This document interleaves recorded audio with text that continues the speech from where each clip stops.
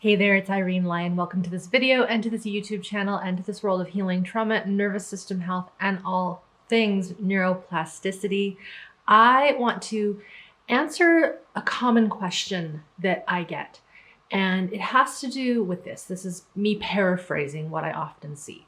And the question is, how can I resolve, heal, process trauma when I have no memories of them? This is a very important question, and this ties into what we would call, or I would call, and my colleagues within the fields of somatic experiencing and somatic practice, the work of Peter Levine and Kathy Kain, which is what I practice and teach in my programs. We would classify this as early and developmental trauma, also in utero trauma, and also intergenerational trauma. So stuff that happens to us, to our systems, before we have cognition on board.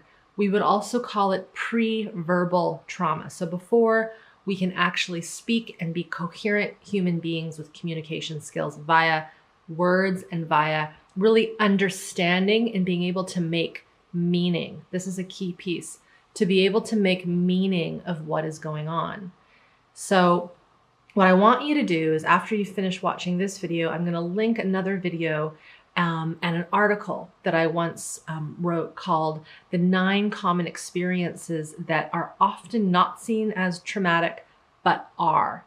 And in that, I get into things like in utero trauma, surgeries when we were really young, being born premature, near-death experiences when we were really young. So before, like I said, we can cognitively know what's happening. Now, here's what we have to understand, and I'm going to again quote some other resources for you to check out, but to understand how trauma is healed in this pre-verbal situation. So let's say you had a premature birth and you were in an incubator for quite a while and you were very weak, and of course you survived, but maybe your lungs weren't working, or something was wrong with the digestive system, or your heart wasn't working well. And maybe you had to have a surgery, or you had to be hooked up to tubes, and you were being poked and prodded by all these doctors and nurses who were trying to help you and save you. While you survived, your body, your sensory system is feeling all of this. It is processing it at what we call a somatic level. It's also processing it at a neurobiological and neurophysiological level. So your stress organs, the unconscious part of your brain that literally signals danger, danger, something is happening to me and this is not good, will register these things, these scary things, these bad things, even if you are too little to know what is going on. All right. So again, remember, the question is, how do I process trauma when I don't remember it? This is where education, super important. It's important to understand that when we've had these early experiences, they will stay trapped in our what is called procedural memory. This is also called the implicit memory. Peter Levine has a wonderful book called Trauma and Memory. I will link it below.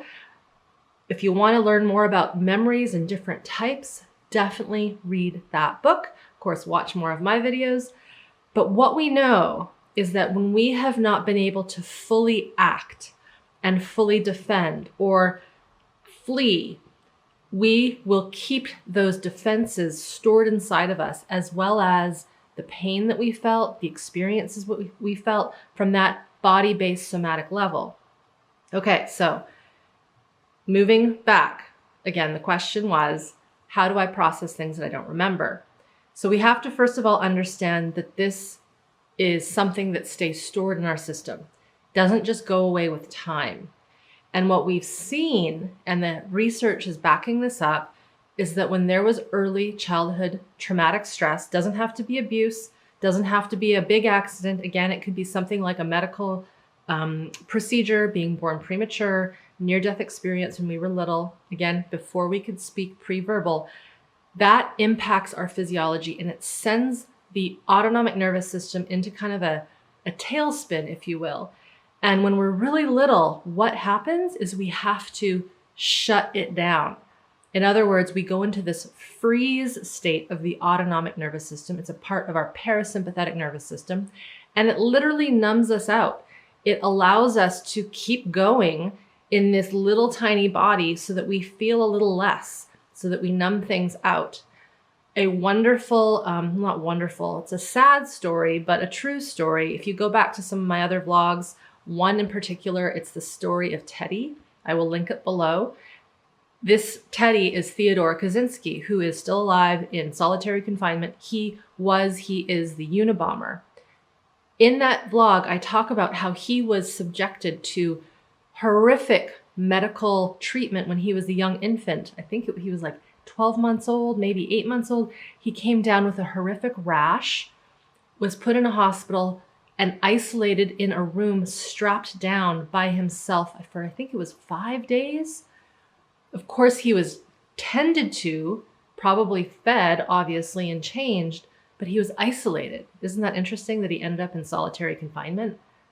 But this shows when these things happen to us, it shuts us down. We don't feel in the same way. And if that isn't caught, we can, someone like him, go on to do things that aren't that good because we lack that connection to ourselves. And when we can't connect to ourselves, it is hard to connect with the world and be empathetic. Okay, that was a little tangent, but that is one real life example in the media where someone has been subjected to this kind of early medical intervention and they never recovered. That's an extreme case, I understand, but many of us have gone through procedures when we were young. Of course, we survived because we're here watching this video and learning, but the trauma was never treated, so it is left untreated. Later in life, this can come out in signs of anxiety, panic, health problems, mental illness. Again, like I said, chronic illness, there's a very strong connection with those having autoimmune conditions later in life, things like fibromyalgia, MS, when there were early circumstances that were highly stressful and our little systems had to go into this freeze and shut down. Okay, so in addition to learning, which you're doing here, education, there needs to be what I call an apprenticeship of getting to know your nervous system, understanding how to reconnect to this body. And it can be as simple as bringing your hands to yourself with the intention of saying to yourself, holy cow, this is my body. I'm real, I'm alive, and I'm here. As simple as those words might sound, to connect with yourself and even say out loud, I am real, I'm alive, I'm here, and I'm okay. And then feel into the system. Because at one point, it's quite likely that someone who had this kind of early trauma, these many kinds, where they felt that they weren't going to survive. It felt like they were going to die, that the world was this horrible, dangerous place with people and strangers poking them and prodding them, potentially, yes, abusing as well. So it's important as an adult, once you've survived these stresses, medical procedures, traumas, near-death experiences, whatever it might be, that you reconnect to self and you know that in order to heal things that you don't remember, you must go to the body level, also known as the somatic level. That's why Peter Levine's work is called Somatic Experiencing. Kathy Kain's work, Somatic Practice. These are the methods that I blend together in my work, and many of my colleagues do as well. So we need to reconnect. And for some of us, reconnecting to the body can take time because the insides were so confused and it was so scary to even feel what was inside. And so we have to do this in what is called a titrated manner. Titrated just means bit by bit by bit by bit, so that the system can actually swallow and integrate and feel and not freak out when it feels itself.